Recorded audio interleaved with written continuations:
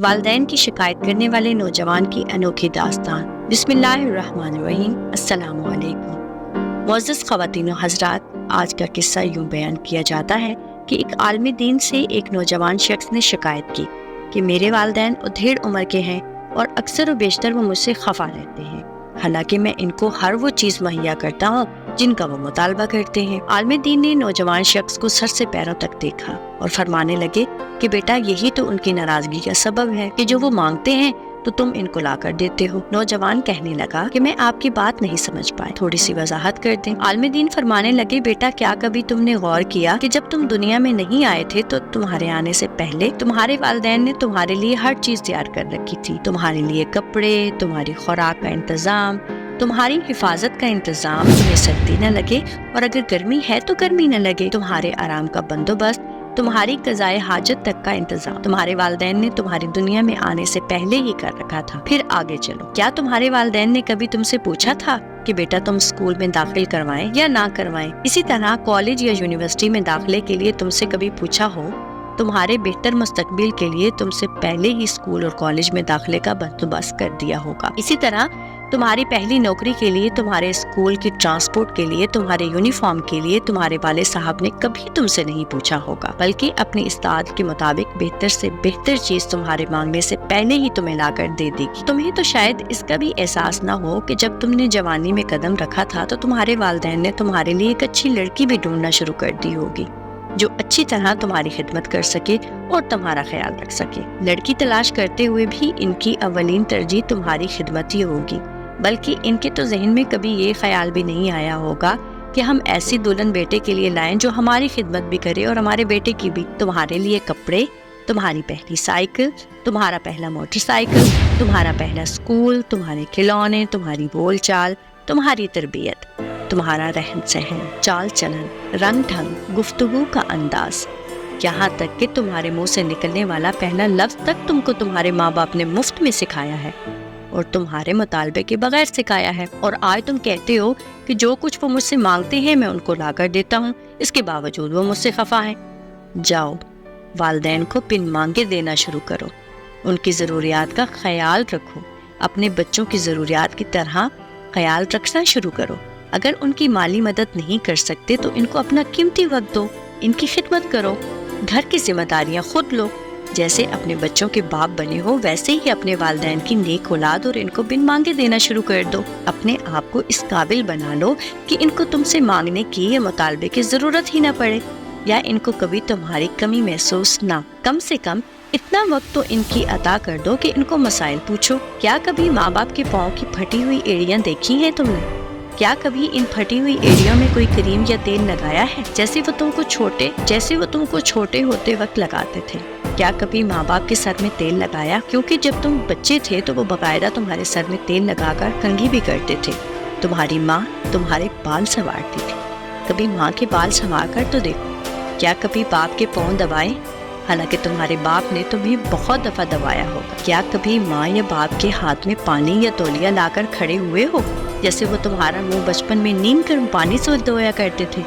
کچھ کرو تو صحیح، ان کو بغیر مانگے لا کر دو، ان کی ذمہ داریاں اٹھا کر دیکھو، ان کو وقت دے کر دیکھو، ان کی خدمت کر کے دیکھو، ان کو اپنے ساتھ رکھو ہمیشہ، ان کو اپنے آپ پر بوجھ مت سمجھو، نعمت سمجھ کر دیکھو۔ جس طرح انہوں نے تم کو بوجھ نہیں سمجھا، بغیر کسی معاوضے کے تمہاری دن رات پرورش کر کے معاشرے کا ایک کامیاب انسان بنایا ہے، کم سے کم ان کی وہی خدمات کا صلہ سمجھتے ہوئے ان سے حسن سلوک کا رویہ اختیار کرو، پھر دیکھنا وہ بھی خوش اور اللہ بھی خوش۔ عالم دین کی یہ باتیں سن کر نوجوان اشکبار ہو اور باقی کے حاضرین کی آنکھیں بھی نم ہو گئیں۔ واقعی یہ حقیقت ہے کہ ایسی نصیحت آموز باتیں دنیا کی کسی بھی یونیورسٹی میں نہیں مل سکتی، صرف اور صرف دینی علماء ہی ایسی تربیت کر سکتے ہیں۔ عزیز خواتین و حضرات، کائنات اور رحمت للعالمین کے بعد سب سے بلند اور واجب الاحترام مقام ماں باپ کا ہے۔ یہ وہ ہستیاں ہیں جن کی رضامندی جنت کا ذریعہ ہے، جن کے غصے کی نگاہ آپ کو جہنم کا ایندھن بنا سکتی ہے۔ رحمت للعالمین صلی اللہ علیہ وآلہ وسلم کا ارشاد گرامی ہے کہ رب العالمین کی رضامندی باپ کی رضامندی اور خدا کا غضب باپ کا غضب سے وابستہ ہے۔ ماں کی یہ حالت ہوتی ہے کہ وہ اپنی عزیز ترین متاع حیات کی بازی لگا کر 9 ماہ تک حمل اپنے وجود میں اٹھائے، اسے دودھ پلائے، اسے پالنے پوسنے کے مراحل سے گزرتی ہے۔ ماں دنیا میں مثالی کردار ادا کر کے اپنے بچوں کو سکھ پہنچاتی ہے، اور باپ اپنے خون پسینے کی ایک ایک بوند بیوی اور بچوں کی ہر طرح کی کفالت کا اہتمام کرتا ہے اور بے شمار قربانیاں دیتا ہے۔ جن ہستیوں کی یہ حیثیت ہو، ان کے حقوق کا احاطہ کیونکہ ممکن ہے۔ جن ہستیوں کی یہ حیثیت ہو، ان کے حقوق کا احاطہ کیوں کر ممکن ہے۔ اولاد کبھی بھی اپنے والدین کا حق ادا نہیں کر سکتی۔